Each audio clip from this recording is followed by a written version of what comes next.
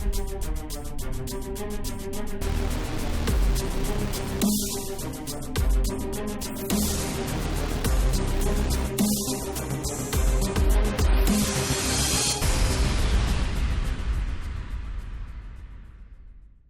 materials you need to make this project are as follows: EVA foam, 1/2 inch electrical conduit, 3/4 inch PVC Schedule 40 pipe, 6mm craft foam, and the normal craft foam. You will also need some contact cement. A lot of cosplayers like to use barge cement. I use Weldwood contact cement by DAP. I find it works well and is much cheaper than barge, and is available at the local big box store. Just make sure you don't get the gel version. It'll also work, but it's a bit more complicated to work with. Masking tape is a must. For paint, you will need red and black spray paint. I find that normal Rust-Oleum works just fine for this project, but others suggest the Krylon Fusion series of spray paint. I haven't used that yet since this works. You will also need gloss clear coat and matte clear coat. I found that the Rust-Oleum 2x Ultra Cover works well, but the 2x Ultra Cover matte has a ton of overspray. So go for the regular Rust-Oleum Satin Clear. I got excited in this video and forgot to prime the handle, and you will see where I pay for that, but I suggest you use primer for the handle. I'll get into more detail when we get there. You'll need some black acrylic craft paint. For the airbrush work, you will need a variety of colors. You can use equivalent colors, but I used Wicked White, Wicked Brown, Wicked Black, Wicked Golden Yellow, Wicked Blue, and I reduced those colors with Wicked Reducer. For the rust effects, I used Vallejo Cavalry Brown, Red Leather, and Dark Sand. To thin these paints, use the Vallejo airbrush thinner. Trust me when I say this, don't try to use the Wicked thinner in the Vallejo paint, or vice versa. They don't work well together. I know this sounds odd, but you'll need some mustard and googly eyes. We'll get into that. You will also need some sandpapers. I suggest 80 grit, 150 grit, and 400 grit. We will need this to remove the texture on the EVA foam. I use a belt sander for this, but if you don't have one, you can still accomplish the same results by hand. Some red and black paracord, also known as 550 cord. You will also need some number 6 5/8 inch metal screws, 8 to be exact. Well, that's it for the materials. For tools, you'll need an X-Acto knife, an extending utility knife, an airbrush, a heat gun, a rotary tool, a variety of brushes. For the contact cement, I use acid brushes that you can buy in bulk. It's always a good idea to use a respirator when working around solvents. Make sure it's a respirator with cartridges like this one. The fabric respirators are good for particulates, but not for solvents. Please don't take me wrong here. If you don't have the money to get a respirator like I suggest, then the fabric respirators are better than nothing. So please take as many precautions as you can. Spray in a ventilated area with a mask. A drill and a 7/64 metal bit. Lastly, you will need something to cut the steel and PVC pipe. I suggest a hacksaw with a metal cutting blade, but whatever you have that can go through the steel will be good. Just be careful and take the proper precautions. And finally, a hot glue gun. Okay, if you have all that, we're all set to move forward. Any questions? No? Okay, let's go. You'll need a template to create the shapes for the hammerhead. You'll either need to do some math to figure it all out yourself, which took me a few tries to get the shapes just right, or I have my templates available on my project page. A link is in the description or here on the screen. There are 5 templates in total. The hammerhead construction itself consists of 3. A hammer panel, the side panels that go around the hammerhead, the hammer end pieces, and the center support for the hammerhead. There are 2 decorative diamond templates as well.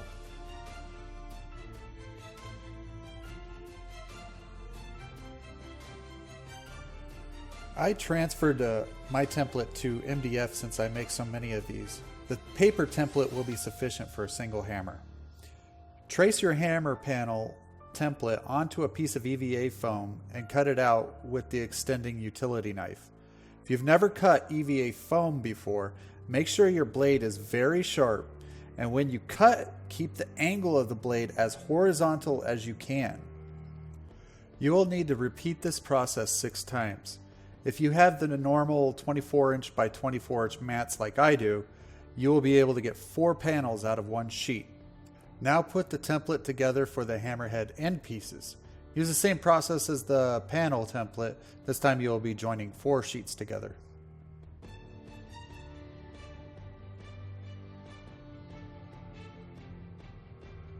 Transfer the template to the EVA foam and cut 2 of them out.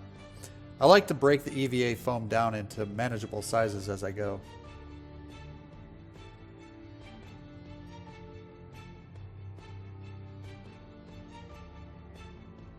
Finally, do the same for the center support piece. You'll only need to cut out 1 of these. At this point, you should have all 9 EVA foam pieces cut out. We're now done with cutting EVA foam. Now we need to shape our pieces. I always start with the panel pieces. It's kind of hard to go wrong here. The main thing to remember is that the 2 metal strips that go around the hammerhead will be somewhere around 25% of the way in from either end. So try to think of that before spending a bunch of time putting in details like knots in this area. Another thing to think about is to not be too perfect. We want this to look like a section of the tree. Granted, a cartoony tree. We just don't want it to look like it was machined.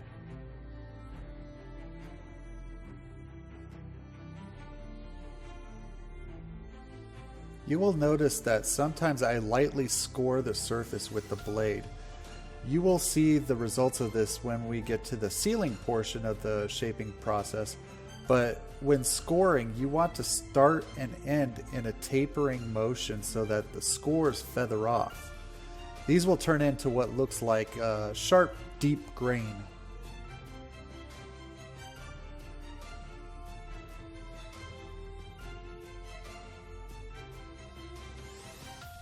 Moving on to the rotary tool.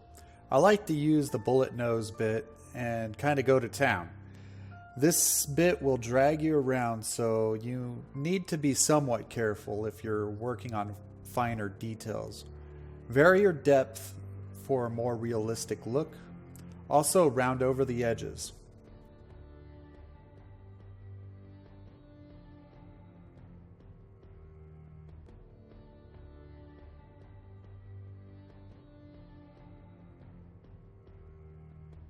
For the end grain, I like to poke the bit straight in, first with the bullet bit and then with a more pointed bit.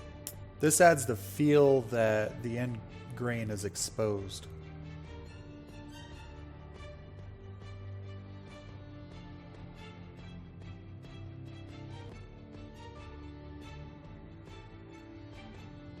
With the heat gun in hand, set it to high and spray the surface from about 3 to 4 inches away. Now you will see those score lines we put in open right up. This is where you start to see the look come alive.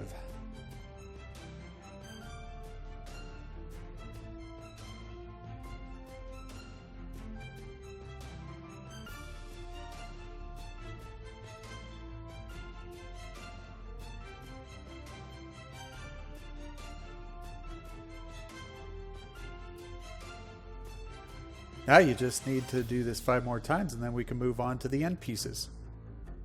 I locate the approximate center by finding the largest diameter I can measure and mark that line. Then I do the same thing at a different angle. Now I draw out a general design that I think would look good as a guideline. This isn't something I always do, but it couldn't hurt. Add in your details with the X-Acto blade and rotary tool. Then repeat that process for the other end. Don't forget to heat seal these when you're done. To prepare the panels to be glued to the end pieces and the center support, I used a belt sander, but you can also use some 150 grit sandpaper by hand. You will need some sand the mating edges clean from the texture that comes on the surface of the mats. Also make sure to sand the center of the panels. Moving on to the handle, we will need 2 lengths of PVC pipe. One for the top of the handle where it attaches to the hammer head, and one for the actual handle area. I use a table saw to do this because it gives me a more square cut, but you can also use a hacksaw as well. With a pair of calipers or a pen, mark the width of the PVC at the exit point for the handle and at the center point on the center support piece. Then with the straight edge, cut the piece out. You will also need to sand the texture off the center support surrounding this new cutout to allow for gluing. For this next part, we are going to need a few strips of EVA foam and our contact cement. The size of our strip doesn't matter as long as they are long enough to secure the handle to the center support. When using contact cement, you need to paint both mating surfaces with the glue and allow it to dry for a few minutes before putting them together. You know the glue is ready when it's no longer glossy.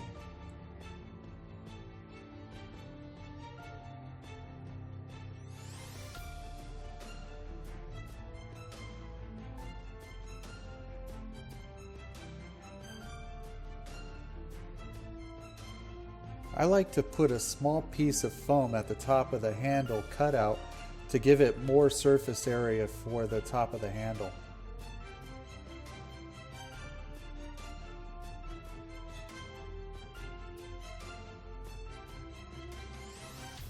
Now repeat that on the other side.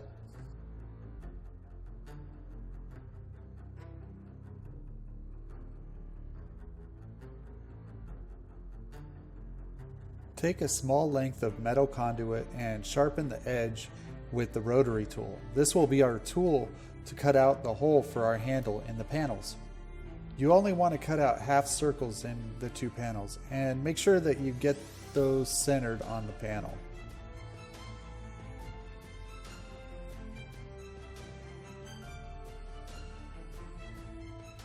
Apply contact cement to the handle cutout and the back of the panel that will be mated with the center support.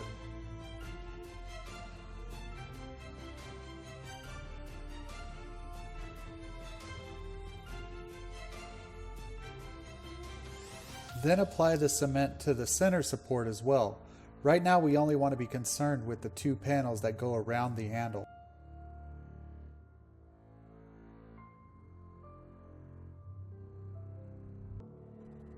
I am using the tape measure to find the center of the panels so I know where to put the glue, and when I attach it to the center support, I can keep it lined up.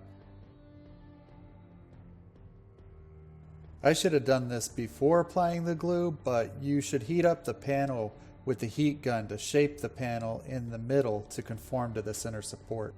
Starting with the handle side, attach the panel moving away from the handle.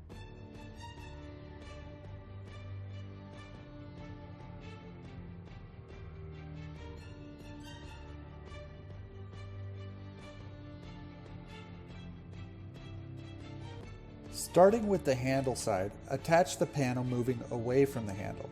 Apply the cement between the 2 panels along their edge, let it sit for a few minutes, and then join them. Now work your way around adding remaining pieces.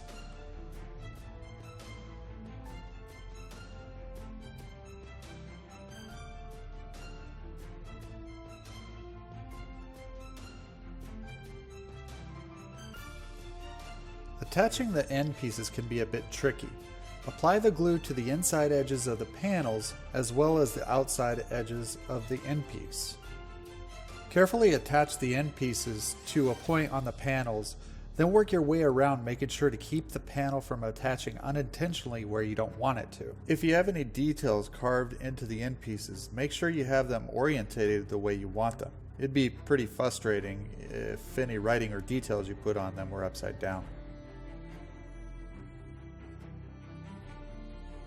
Using something that can hold your marker at a certain distance from the edge of the hammer, such as a combination square, trace 2 lines around both ends. These will mark the outside edges of the faux steel bands that go around the hammerhead. You can do the same thing for the inside of the bands if you like. I was out of 6mm craft foam, so I needed to run down to Michael's to pick some up. Unfortunately, all they had was 8.5 by 11 size. I know Hobby Lobby usually carries the larger size, which I suggest you get since you will have less seams to deal with. Start cutting out some strips. If you have the shorter stuff, you'll need a total of 6 strips. If you have the longer stuff, you'll only need 4. Apply the contact cement to the hammerhead where the metal strips will be going, as well as the metal strips themselves. Be sure to apply the cement to the ends of the metal strips that will be joined to the other metal strips. Attach the first strip where you would like the strap to overlap.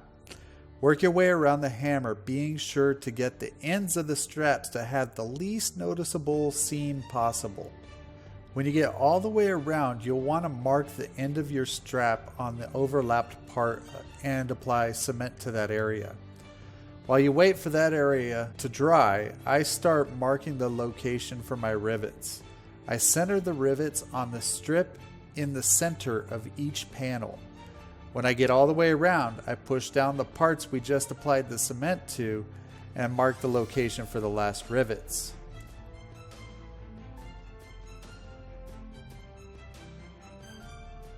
When it comes to rivets, you have a few options. First is by using googly eyes. These work great.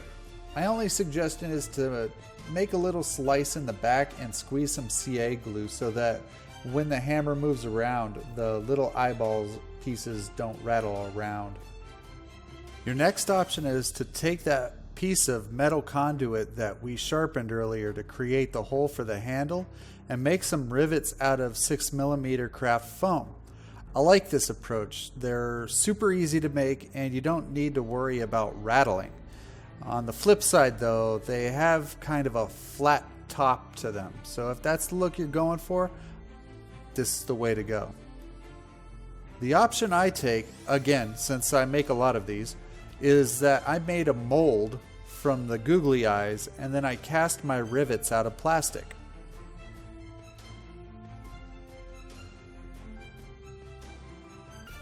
Okay, back to the project. Apply contact cement to the rivets and their final home and attach them.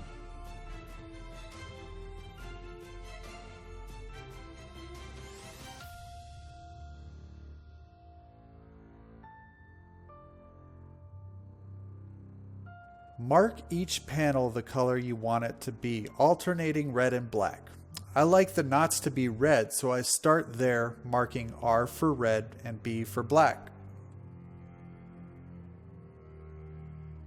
Now take an X-Acto blade and add character to the red panels using the scoring technique we used when we were putting in wood grain details. You want to make sure to go in about half the thickness of the panel, but don't go all the way through. I think of it as Harley sitting on her doorstep waiting for the Joker to come pick her up. So to kill some time, she carves notches of her kills and how she feels at the moment. Hash marks and ha-has are what I put in, but feel free to carve in anything you like. Now take a heat gun to them to open them up.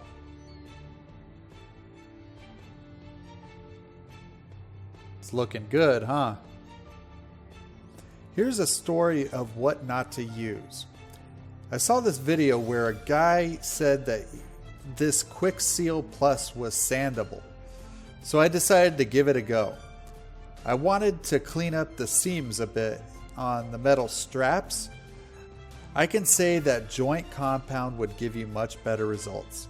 It may break down after some heavy use, but if you plan on using this for show and taking care of it, then go with joint compound or chalk caulking. Now that the hammerhead is complete, we can turn our focus to the handle. I cut the metal conduit to run the entire length of the handle. I think this adds some stability to it as well as a little more weight. Slide the electrical conduit into the PVC handle grip. We want to fasten the two together with 4 screws. Make sure the screws are within 1.5 inches of each end of the PVC handle grip. First, drill the hole with the 7/64 inch bit. Then chamfer the hole in the PVC just enough so that the head of the screw isn't proud of the PVC surface. Insert the screws, being careful to get the screws tight but not stripped. Okay, do you remember in the beginning I mentioned how I messed up by not using primer? Well, here is where you can learn from my mistake. At this point, you should sand down the handle with a fine grit sandpaper. I suggest in the neighborhood of 400 grit.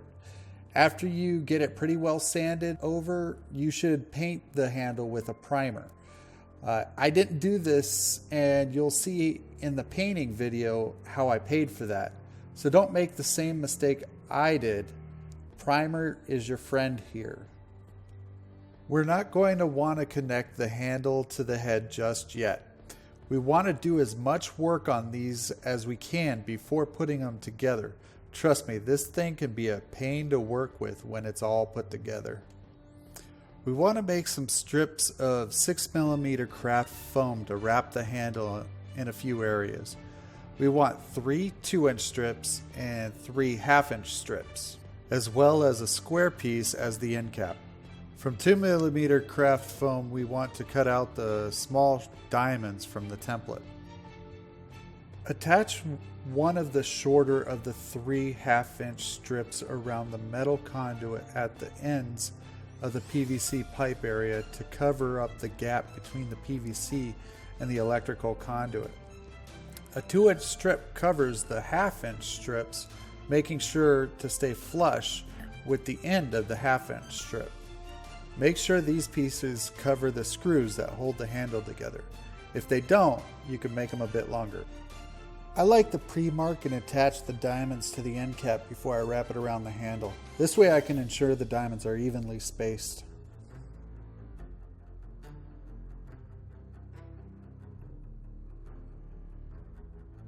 Then I attach the end cap flush with the bottom of the handle and cap it off with the square piece of 6mm craft foam. Cut away the excess with the utility knife, being careful not to remove material from the piece below. Don't worry if this looks choppy, you can shape this with sandpaper to get the clean edge.